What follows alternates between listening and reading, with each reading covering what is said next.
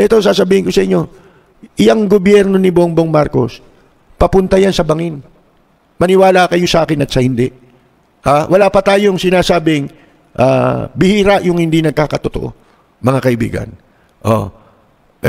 Yan pong itong gobyerno ni Bongbong Marcos, patungo sa bangin. Bakit?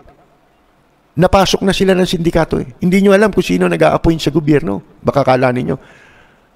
Isipin mo yan, yan ba, maiisip mo si Ochoa magiging isa sa mga screening committee ng mga government appointees sa gobyerno ni Bongbong Marcos?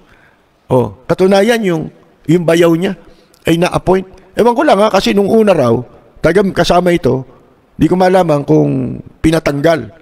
Kaya nag-aaway daw yung mag-asawa, mga kaibigan. At dyan, mayroong maruming balita riyan, kung bakit nakapasok si Ochoa sa kampo ni Marcos.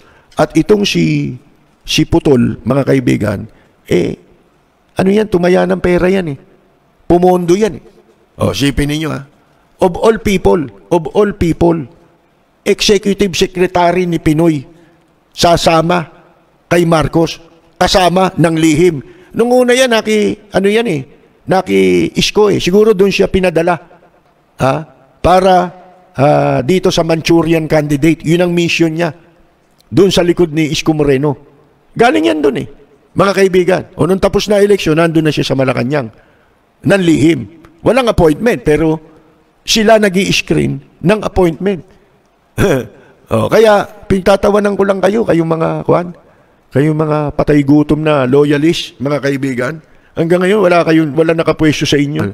Si Bongbong Marcos, naliligid na ng sindikato. Baka hindi nyo alam, sindikato ng smuggling, sindikato ng illegal gambling, sindikato ng droga, nakapaligid na po, nakaposisyon na sila, mga kaibigan, ng mga hired killer, yan na nakapaligid.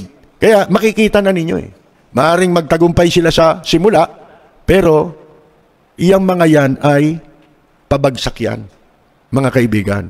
Dahil nga po dyan, hindi nag-iingat alam nating hindi niya alam yan, di ba? Hindi niya alam yung nangyayari na yan.